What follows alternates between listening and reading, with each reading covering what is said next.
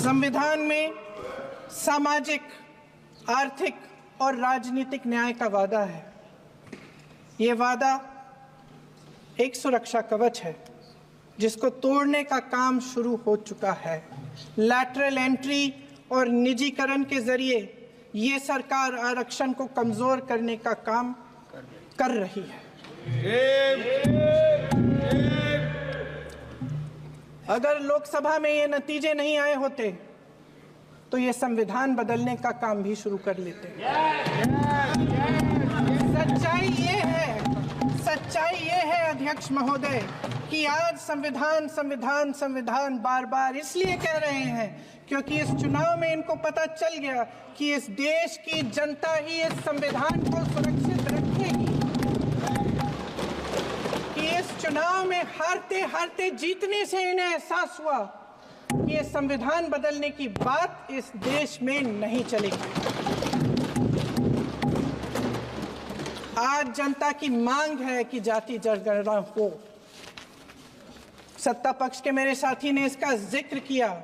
ये जिक्र भी आज इसलिए हो रहा है क्योंकि चुनाव में ये नतीजे आए। ये जाति जनगणना इसलिए जरूरी है ताकि हमें पता चले कि किसकी क्या स्थिति है और नीतियां उस हिसाब से बने। इनकी गंभीरता का प्रमाण ये है कि जब चुनाव में पूरे विपक्ष ने जोरदार आवाज उठाई कि ये जाति जनगणना होनी चाहिए, तो इनका जवाब देखिए। इनका जवाब भैंस भाग भैंस चुरा लेंगे, मंगलसूत्र चुरा लेंगे, इनका ये जवाब था। ये गंभीरता है इनकी जाति जनगणना पर।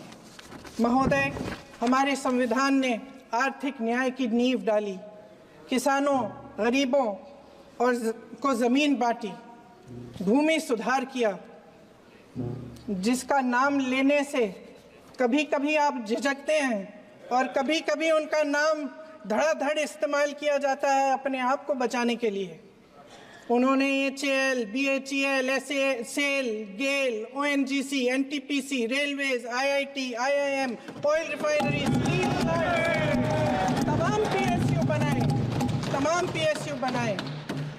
अध्यक्ष महोदय, उनका नाम पुस्तकों से मिटाया जा सकता है, उनका नाम भाषणों से मिटाया जा सकता है, लेकिन जो उनकी भूमिका रही इस देश की आज़ादी के लिए और इस देश के निर्माण के लिए, वो इस देश में से कभी मिटाया नहीं जा सकता। आज संसद में बैठे हुए सत्ता पक्ष के मेरे साथी ज़्यादा से ज़्यादा अतीत की बातें करते हैं। 1921 में क्या हुआ, कब हुआ, नेहरू जी ने क्या किया। अरे वर्तमान की बात करिए, देश को बताइए आप क्या कर रहे हैं, आपकी जिम्मेदारी क्या है। कि सारी जिम्मेदारी जवाहरलाल नेहरू की है। राजा भेष बदलकर बाजार में आलोचना सुनने जाता था। ये सुनने जाता था कि प्रजा मेरे बारे में क्या कह रही है, मैं सही रास्ते पे चल रहा हूं कि नहीं। लेकिन आज का राजा, भेष तो बदलते हैं आज के राजा, शौक तो है उनको भेष बदलने का, लेकिन ना जनता के बीच जाने की हिम्मत है और ना आलोचना सुनने की। महोदय, मैं तो सदन में नहीं हूं। महाराष्ट्र की सरकार का मैं भी एक उदाहरण दे देती हूँ। हिमाचल की सरकार को तोड़ने की कोशिश किसने की? पैसों के बल पे की। गोवा की सरकार, तमाम उदाहरण है। राजस्थान की क्या ये सरकारें जनता ने नहीं चुनी थी?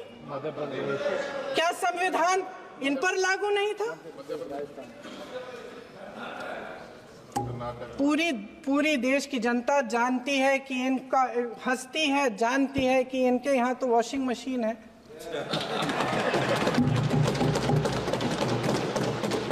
जो यहाँ से वहां जाता है वो धुल जाता है। इस दाग, उस तरफ स्वच्छता। और मेरे कई ऐसे साथी हैं जो इस तरफ होते थे उस तरफ चले गए, मुझे दिख भी रहे हैं, वॉशिंग मशीन में शायद धुल गए हैं। अध्यक्ष महोदय, जहां भाईचारा और अपनापन होता था, जहां हमारे संविधान ने एकता का सुरक्षा कवच दिया था, वहां शक और घृणा के बीज बोए जा रहे हैं। एकता का सुरक्षा कवच तोड़ा जा रहा है।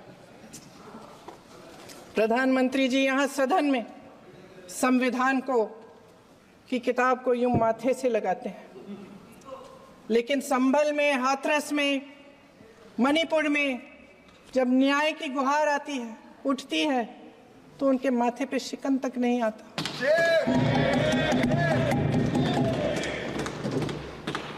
शायद समझ नहीं पाए हैं कि भारत का संविधान संघ का विधान नहीं है।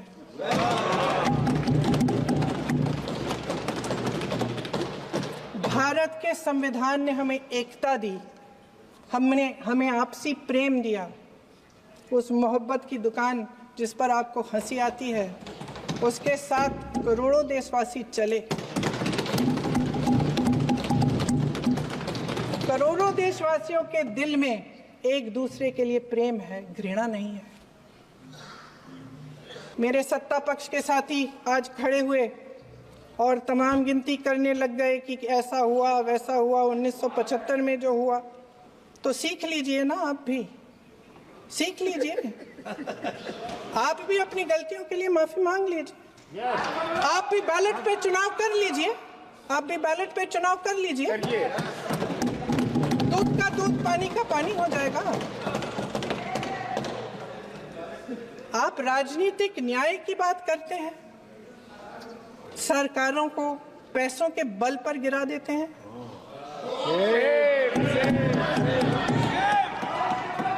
मेरा आग्रह है कि अपन संविधान में सकारात्मक बोले।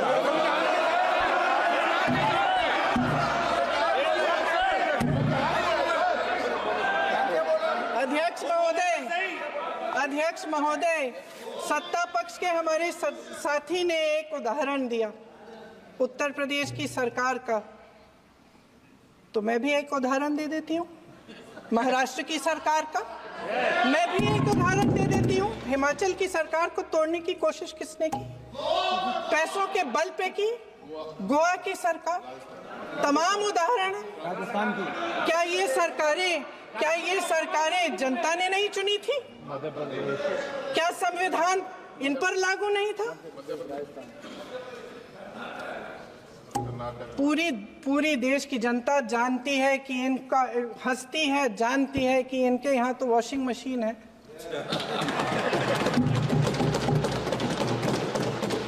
तो यहाँ से वहां जाता है, वो धुल जाता है। इस तरफ दाग, उस तरफ स्वच्छता। और मेरे कई ऐसे साथी हैं जो इस तरफ होते थे उस तरफ चले गए, मुझे दिख भी रहे हैं, वॉशिंग मशीन में शायद धुल गए हैं। अध्यक्ष महोदय, जहां भाईचारा और अपनापन होता था, जहां हमारे संविधान ने एकता का सुरक्षा कवच दिया था, वहां शक और घृणा के बीज बोए जा रहे हैं। आप नारी शक्ति की बात करते हैं। आज चुनाव की वजह से शायद इतनी बातचीत हो रही है नारी शक्ति के बारे में, क्योंकि हमारे संविधान ने महिलाओं को यह अधिकार दिया, उनकी शक्ति को परिवर्तित किया वोट में। और आज आपको पहचानना पड़ रहा है कि महिलाओं के बिना, कि नारी शक्ति के बिना ये सरकारें नहीं बन सकती हैं। इसीलिए आज आप नारी शक्ति की बातें दोहरा रहे हैं। जो आप नारी शक्ति का अधिनियम लाए हैं, उसको लागू क्यों नहीं करते? वो 10 साल बाद लागू क्यों होगा? क्या आज की नारी 10 साल इंतजार करेगी उसके लागू करने के लिए? क्या बात है, क्या बात है। आप भी बैलेट पे चुनाव कर लीजिए, आप भी बैलेट पे चुनाव कर लीजिए, दूध का दूध पानी का पानी हो जाएगा।